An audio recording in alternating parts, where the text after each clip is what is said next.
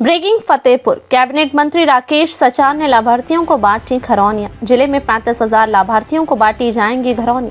मिल्कीपुर उपचुनाव पर अखिलेश यादव के ट्वीट का दिया जवाब। कहा, चुनाव में हार की हताश साफ दिख रही है। ये हार का बयान है, इसलिए ईवीएम और अधिकारियों पर सवाल उठ रहे हैं। पीडीए का तोड़ विकास, महाकुंभ की व्यवस्थाओं पर विपक्ष को बेचैनी है। दूर करके भारत माता की सेवा करें। मैं शपथ लेता हूं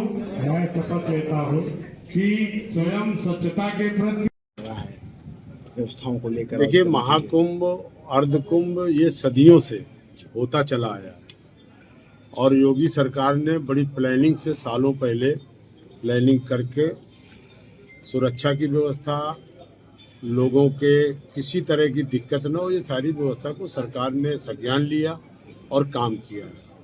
आज कहीं कोई शिकायत नहीं हुई। करोड़ों लोगों का प्रतिदिन स्नान हो रहा है। पूरे देश दुनिया के लोग उस आयोजन में आ रहे हैं। तो अब विपक्ष को इस पर भी बेचैनी है, चिंता है। क्यों बेचैनी? अरे बेचैनी चिंता है, उसका कारण आप समझ रहे हैं, जानते हैं। तो उनको चिंता है कि इतनी अच्छी व्यवस्था क्यों कर दी। अभी इसके पहले की जब सरकार ने कराया था तो भगदड़ में कई लोग 5-6 लोग खत्म हुए थे। अब इस बार इतनी अच्छी व्यवस्था कि अभी पिछले दिनों एक लड़की धोखे से पानी में गिरी, उसके माँ बाप कूद गए और तीनों तैरना नहीं जानते थे, लेकिन तुरंत जल पुलिस ने जा करके अंदर से तीनों को निकाल करके और उनको बचा लिया। तो चप्पे चप्पे जीतने जा रही है। क्या कहना चाहेंगे? अखिलेश यादव का एक ट्वीट आया है जिसमें उन्होंने कहा है कि वहां जिन अधिकारियों की नियुक्ति हो रही है वो बीजेपी की सह पे काम कर रहे हैं और चुनाव आयोग अपना काम करे ताकि चुनाव आयोग की जो निष्पक्षता है वो बरकरार रहे। कैसे देखते हैं अखिलेश के बयान को? ये हार का बयान है।